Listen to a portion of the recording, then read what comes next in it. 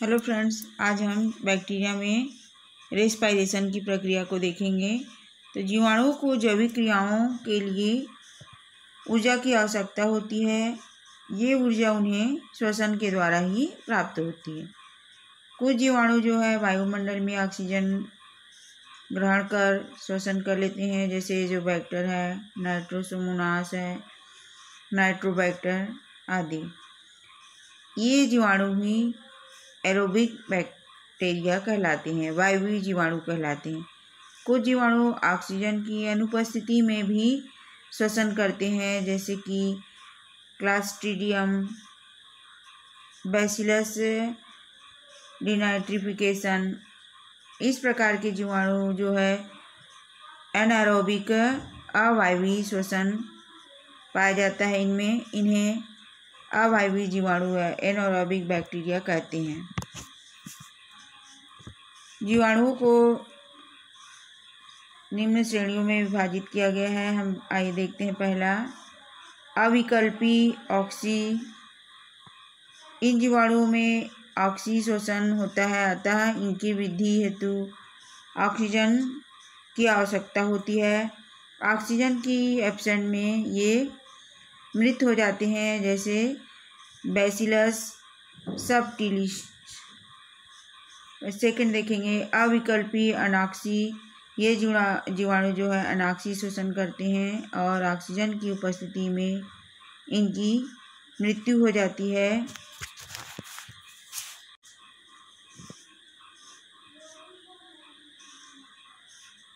Third देखेंगे हम इसमें विकल्पी ऑक्सी। ये जीवाणु प्रारंभिक दशा में अनॉक्सी होते हैं, परंतु विशेष परिस्थितियों में ऑक्सी श्वसन भी करते हैं। इन्हें हम प्रकाश संश्लेषी जीवाणु कहते हैं। फोर्थ में देखेंगे हम विकल्पी अनॉक्सी।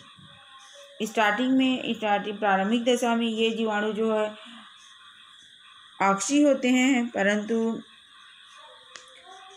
किसी कारणवश इनमें अनॉक्सी श्वसन भी कर लेते हैं, जैसे कि इसका एग्जाम्पल देखेंगे ट्राइस्ट्रीडियम टैनी। आइए हम जीवाणुओं के रिप्रोडक्शन को देखेंगे, जनन क्रिया को। तो जीवाणुओं में वेजिटेटिव बीजाणुक स्पोर फॉर्मेशन के द्वारा होता है, जो कि दोनों ही एसेक्सुअल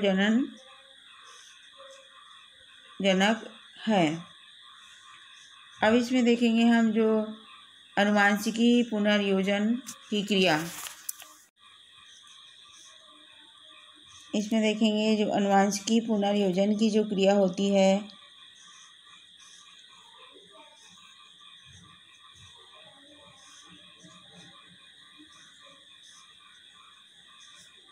की क्रिया कुछ जीवाणुओं में पाई जाती है। तो हम सबसे इनमें जिनको सेक्सुअल रिप्रोडक्शन के अंतर्गत रखा गया है, इस प्रकार से जीवाणुओं में जनन 3 विधियों के द्वारा होता है। वेजिटेटिव रिप्रोडक्शन, अलैंगिक और लैंगिक। वर्धी, वेजिटेटिव, एसेक्सुअल और सेक्सुअल। तो सबसे पहले देखेंगे हम वेजिटेटिव रिप्रोडक्शन को, वर्धी या कायिक जनन। जीवाणुओं में इसमें अनुकूल परिस्थिति में होता है यह रिप्रोडक्शन। इसमें जनन के समय जीवाणुओं की कोशिका का आकार बढ़ जाता है, फ्लैजिला जो है विलुप्त हो जाते हैं और जीवाणुओं में वेजिटेटिव रिप्रोडक्शन प्रारंभ हो जाता है। इनमें कई प्रकार से होता है। फर्स्ट देखेंगे हम इसमें बाइनरी फिजन के द्वारा। बाइनरी फिजन की प्रक्रिया में हम देख रहे हैं कि इस विधि में जीवाणु की कोशिका का विभाजन 2 समान आकार की डॉटर सेल में, विभाजन से 2 डॉटर सेल बनते हैं। इसे बाइनरी फ्यूजन की प्रक्रिया कहते हैं। इस विभाजन के समय जीवाणु सेल की लंबाई बढ़ती है और जो उसका जीवद्रव्य मध्य में संकीर्ण तथा अनुप्रस्थ बन जाने के कारण 2 भागों में विभाजित हो जाती हैं। सबसे पहले जो डीएनए सूत्र की प्रकृति होती है, कैंसर के थीटा मॉडल के अनुसार डीएनए का जो ओरिजिन है में एक कट लगता है और दोनों दिशाओं के मूल डीएनए की प्रतिलिपि का निर्माण होता है। इस प्रकार 2 डीएनए अणु तैयार हो जाते हैं। जीवाणु डीएनए मिसोसोम से जुड़ा होता है, इसलिए इसका जो विभाजन होता है प्रत्येक मिसोसोम के डीएनए अणु से जुड़ा रहता है। 2 मिसोसोम के बीच कला संश्लेषण प्रारंभ होता है। जीवद्रव्य कला का निर्माण परिधि से केंद्र की ओर होता है और कोशिका 2 खंडों में विभक्त हो जाती है।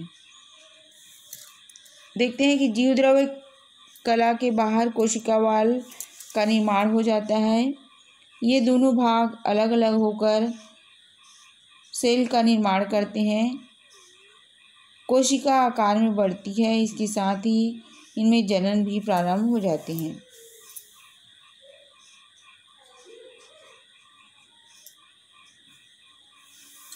और इस समय जो सेल डिवीजन है बहुत ही तीव्र गति से होने लगता है। फेवरेबल कंडीशन आने पर जीवाणु जो है विखंडन विधि के द्वारा मल्टीप्लिकेशन करते हैं।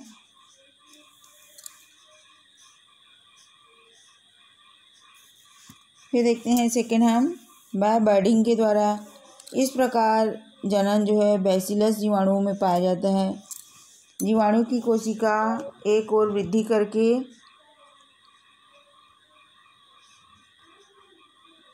एक कलिकानुमा बर्ड लाइक संरचना बना लेती है, जो धीरे धीरे करके आकार में वृद्धि करके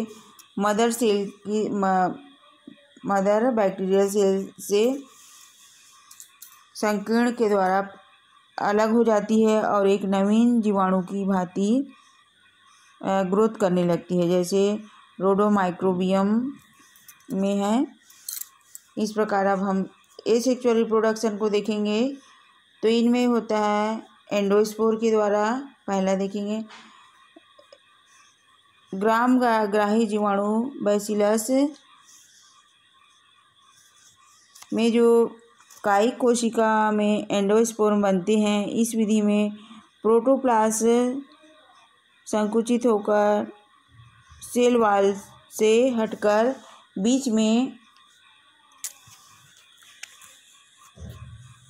कभी कभी किनारे में या 2 भागों में अंडाकार रूप ग्रहण कर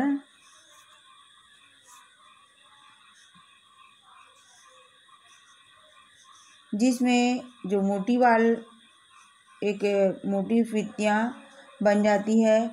इस मोटी भित्ति वाली संरचना को हम एंडोस्पोर कहते हैं। एंडोस्पोर गोलाकार, दीर्घवृत्ताकार हो सकते हैं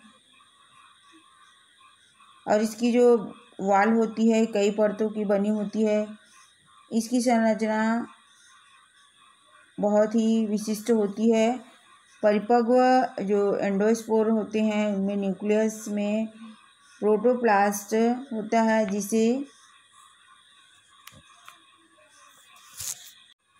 जिसे कोर कहते हैं।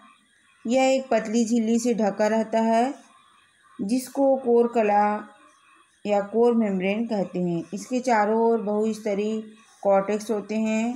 इसके बाहर एक मोटी परत होती है जो इनर कोट तथा बाहर की ओर आउटर कोट से मिलकर बनी होती है। बैसिलस जीवाणु की कुछ जातियों में बाहर की तरफ एक अतिरिक्त परत मिलती है जो एक्सोस्पोरियम कहते हैं, जिन्हें यह परत प्रतिकूल दशाओं में प्रतिरोध करने के में सहायक होते हैं। प्रतिकूल वातावरण जैसे ही समाप्त हो जाते हैं तो बीजाणु के जो आवरण होते हैं वो फट जाता है तथा जीवाणु जो है सेल से बाहर निकल आता है। इस प्रकार देखते हैं कि अंतःबीजाणु की प्राप्ति हो जाती है। अंतःबीजाणु चोल की उत्पत्ति प्रतिकूल दशाओं में विशेषकर ग्राम पॉजिटिव बैसिलाई में पाई जाती है। अब अंतः बीजाणु की आकृति एवं स्थिति देखें तो बैसिलस में एंडोस्पोर कोशिका बीच में डेवलप होती हैं, जबकि क्लास्ट्रीडियम में जो सेल के शीर्ष या फिर बीच में या शीर्ष के बीच ओवल आकार के एंडोस्पोर बनते हैं। इनकी सल्क अंडाकार, बेलनाकार या गोल होती हैं।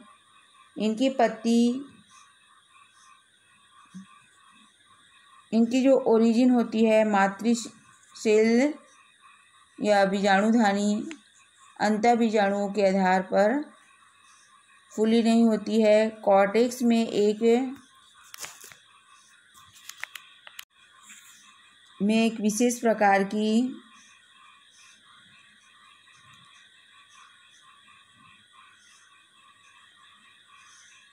पेप्टाइडोग्लाइकॉन पाया जाता है, जो भीतर प्रोटोप्लास्ट में रासायनिक अभिलक्षण जैसे कि कैल्शियम,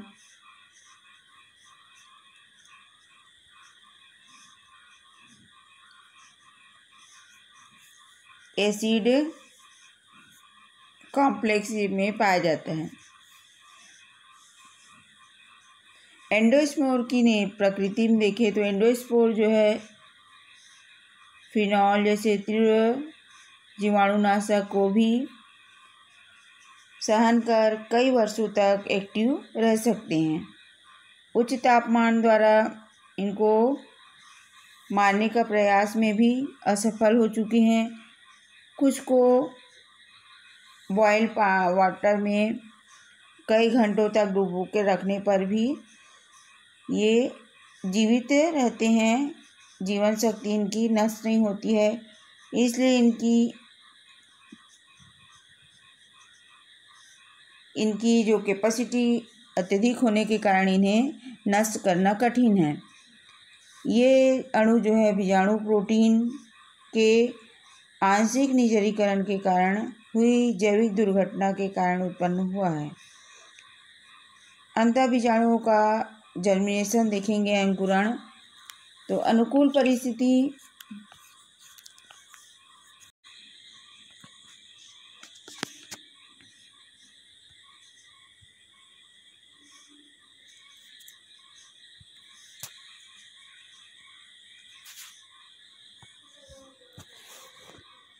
जर्मिनेशन में देखेंगे हम, अनुकूल परिस्थिति मिलने पर जो अंतः बीजाणु होते हैं तुरंत जर्मिनेट हो जाते हैं। नमी, ऑक्सीजन तथा ताप इनके अंकुरण के लिए अनुकूल परिस्थितियां उत्पन्न करते हैं। अनुकूल मौसम में बाहरी मोटी दीवार जो टूट जाती है, जिससे भीतरी जर्म नलिका के रूप में बाहर अंतर वस्तुएं जो है जर्म ट्यूब के रूप में बाहर निकल आती हैं। अंत में ये जर्मिनेट होकर नई बैक्टीरिया कोशिका की तरह फंक्शन करने लगते हैं। जैसा कि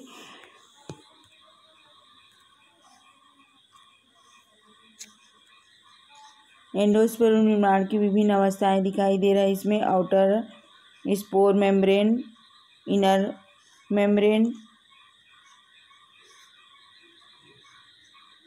स्पोर स्टेज फर्स्ट थर्ड में देख रहे हैं हम, first second third.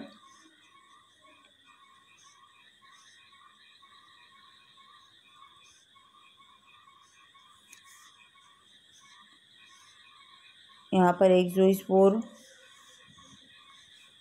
Outer code,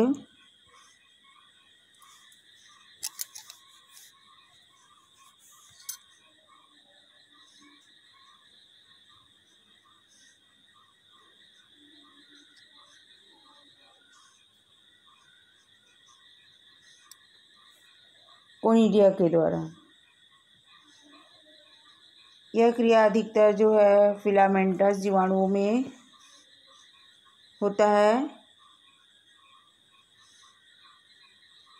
filament अपने आगे की ओर श्रृंखलाबद्ध छोटी छोटी गोलाकार या अंडाकार भाग बना लेते हैं, जिन्हें कोनिडिया कहते हैं, जिसे ये कोनिडिया का पिक्चर दिख रहा है।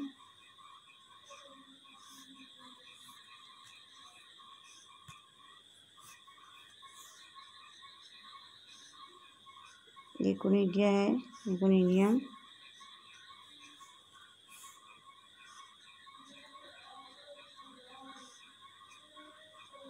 कोनिडिया जब कोनिडियोफोर में लगे होते हैं,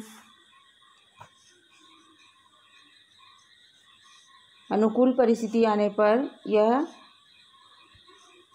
मुक्त होकर जर्मिनेट होकर नए जीवाणु का जन्म देती है। स्ट्रेप्टोमाइसिटिस इसके एग्जाम्पल हैं। बाइसिस्ट फॉर्मेशन के द्वारा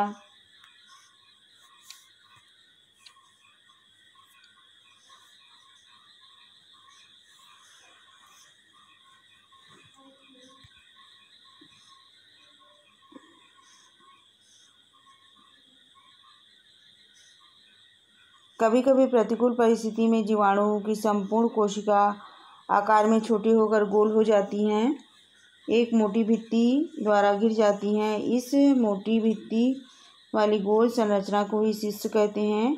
यह एजोबैक्टर में इस प्रकार की जीवाणु बनती हैं। बाजुस्पोर के द्वारा कुछ जीवाणु जैसे कि राइजोबियम में जूस्पोर का निर्माण होता है, जिससे नए जीवाणु का निर्माण हो जाता है इस विधि के द्वारा। अब देखेंगे हम इसके सेक्सुअल रिप्रोडक्शन में, तो इसमें देखेंगे जीवाणु में लैंगिक जनन नहीं होता है। इसको लैंडरबर्ग ने 1946 में यह सिद्ध कर दिया कि जीवाणु में लैंगिक जनन होता है। इस खोज के लिए उनको नोबेल पुरस्कार से सम्मानित किया गया था। जीवाणु में अन्य जीवों की तरह फ्यूजन नहीं होता है, परंतु इनमें आनुवंशिक पदार्थ का एक्सचेंज ऑफ जेनेटिक मटेरियल तथा मियोसिस होता है, जो मैरोमिक्सिस कहलाता है। इसमें 3 प्रकार के लैंगिक रिप्रोडक्शन को बताया गया है। फर्स्ट बताया रूपांतरण, ट्रांसफॉर्मेशन।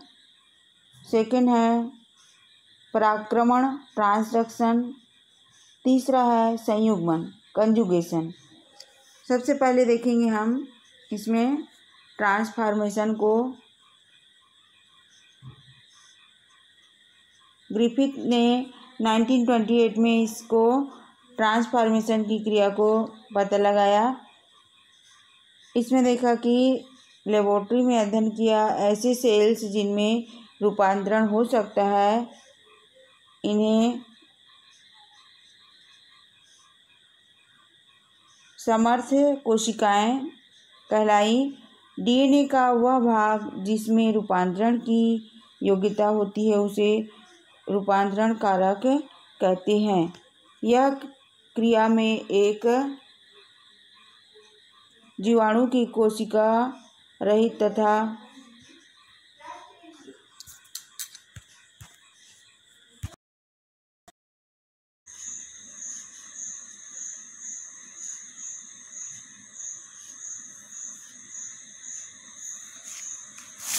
आइए चित्र से देखते हैं कि mechanism of binary fusion in A bacterium.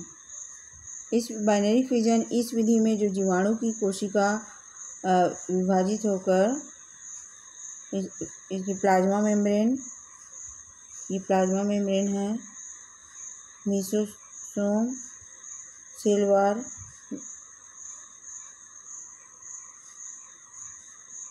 Cytoplasm.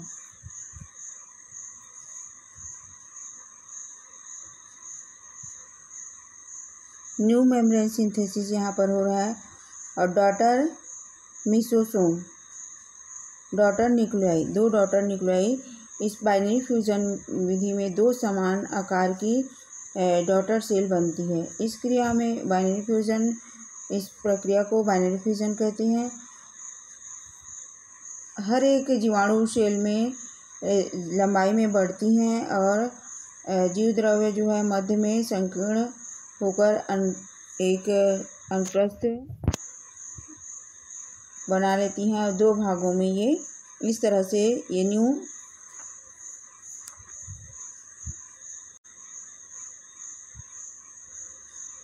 ये चित्र है। फिर सी में हम देखते हैं सेंट्रल क्लीवेज। इस तरह से न्यू क्रॉस वॉल, यहाँ से ये 2 भागों में बंटना, यहाँ से 2 भागों में बंटना शुरू हो गया है। और डी स्ट्रक्चर में हम देख रहे हैं कि 2 अलग अलग डॉटर सेल का निर्माण हो गया है। इस प्रकार से इसका जीव बीच से 2 भागों में टूटकर नए डॉटर न्यूक्लियाई को बना लेती हैं और जो धीरे धीरे डेवलप करके नई सेल को बना लेती हैं।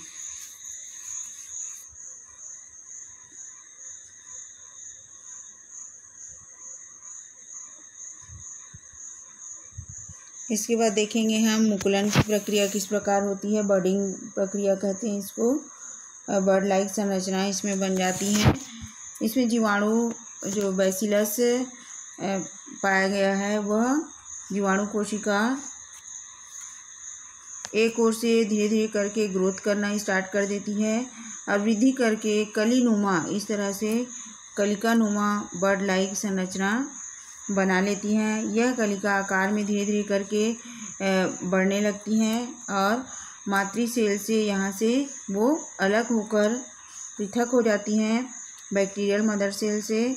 और ये संकीर्ण होकर पृथक होकर एक नई, ये जो है अलग होकर एक नई जीवाणु कोशिका की भांति ग्रोथ कर लेती है।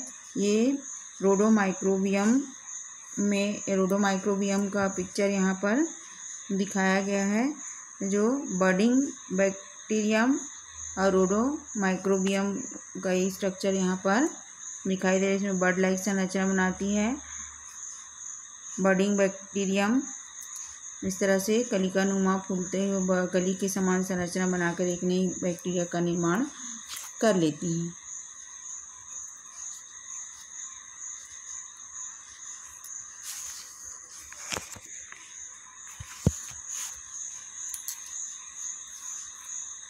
अब इसके बाद हम देखेंगे इसमें एंडोस्पोरियल बैक्टीरियल सेल को। ये एंडोस्पोरियल बैक्टीरियल सेल है।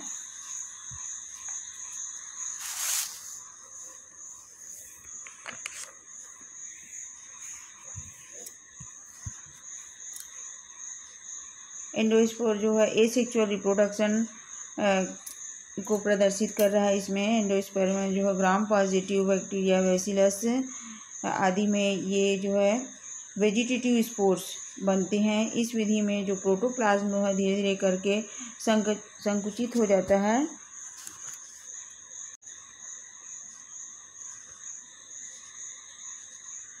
प्रोटोप्लाज्म जो है धीरे धीरे करके संकुचित हो जाता है और कोशिका भित्ति से हटकर बीच में मिडिल स्थान पर आ जाता है। कभी कभी किनारे की ओर भी चला जाता है और ये 1 या 2 भागों में अंडाकार रूप धारण कर लेता है। इस प्रकार ये अंडाकार संरचना में वो, जिससे मोटी वाल जो है बन जाती है, चारों ओर इसकी मोटी वाल बन जाती है। इस मोटी वाल की संरचना को एंडोस्पोर, इस संरचना को ही हम क्या कहते हैं, एंडोस्पोर कहते हैं। एंडोस्पोर गोलाकार, दीर्घ, वृत्ताकार हो सकती है। इसकी जो वाल होती हैं कई परतों की बनी होती है, कई परतों। इसकी संरचना बहुत विशिष्ट होती है और जब ये मैच्योर हो जाता है तब इसका प्रोटोप्लास्ट, एंडोस्पोर के केंद्रक में प्रोटोप्लास्ट होता है, जो जिसे हम क्या कहते हैं, कोर कहते हैं। यह एक पतली झिल्ली से ढका रहता है, चारों ओर एक झिल्लीनुमा संरचना से ढका रहता है और इसको कोर मेम्ब्रेन कहते हैं। इसके चारों ओर कॉर्टेक्स होता है, कॉर्टेक्स की वाल होती है। इसके बाहर एक मोटी परत होती है जिसे इनर कोट कहते हैं। ये इनर कोट का लेयर लगा होता है इसमें, और बाहर की ओर आउटर कोट का लेयर होता है, मिलकर बनी होती है। बैसिलस जीवाणु की कुछ जातियों में बाहर एक परत एंडोस्पोरियम एक्सोस्पोरियम कहते हैं, जिसे एक परत बाहर की ओर एक लेयर होती है जिसे हम एक्सोस्पोरियम की बेसल लेयर होती है। इस प्रकार ये अंडाकार संरचना एंडोस्पोर बैक्टीरिया सेल की है।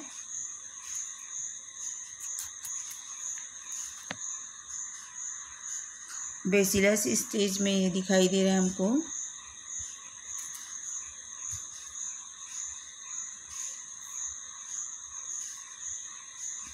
अब हम देखेंगे एंडोस्पोर का फॉर्मेशन की विभिन्न अवस्थाओं का स्टडी इस चित्र के माध्यम से करेंगे। इसमें एंडोस्पोर का निर्माण देखेंगे हम। सबसे पहले स्टेज फर्स्ट में हम देख रहे हैं यहाँ पर स्टेज फर्स्ट, ये हमारा स्टेज फर्स्ट है। धीरे धीरे करके न्यूक्लियर मटेरियल जो है मदर ये है। फिर स्टेज 0 यहाँ से स्टार्ट हो गया। फर्स्ट स्टेज में इस तरह से था। सेकेंड स्टेज में धीरे धीरे करके उसमें फिर ग्रोथ होना शुरू हो गया। थर्ड और फोर्थ स्टेज में हम देख रहे हैं कि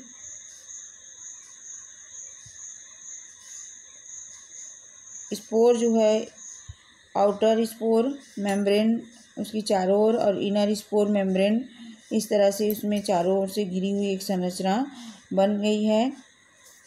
इसके बाद हम देखेंगे इसमें इनर स्पोर मेम्ब्रेन, और फोर्थ स्टेज में हम देखेंगे इसमें प्रीमोलर कॉर्टेक्स, और ये हो गया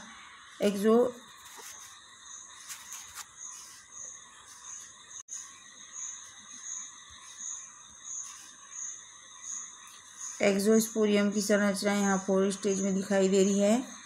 फिफ्थ स्टेज में हम देखेंगे आउटर कॉर्टेक्स का फॉर्मेशन यहाँ हो गया है।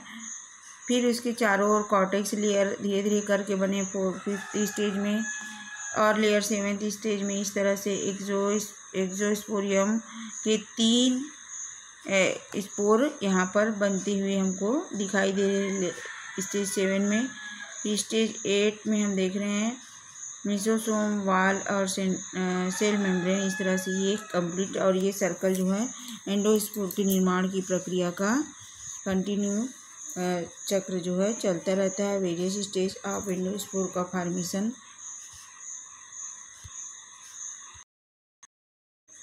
ये एंडोस्पोर डेवलप होने अनुकूल परिस्थिति मिलने पर बीजाणु जो है तुरंत जर्मेट हो जाता है। नमी, ऑक्सीजन तथा अन्य ताप में इनके अंकुरण के लिए अनुकूल परिस्थितियाँ उत्पन्न कर लेती हैं। अनुकूल मौसम में बाहरी जो मोटी दीवार जो है टूट जाती है, जिससे भी भीतर की वस्तुएं नलिका के समान संरचना बना के जर्म ट्यूब जिसे कहती हैं बाहर की ओर निकल जाती है, और अंत में नई बैक्टीरिया सेल की तरह कार्य करने लगती है, और एक नई बैक्टीरिया सेल की तरह वो कार्य करने लगता है।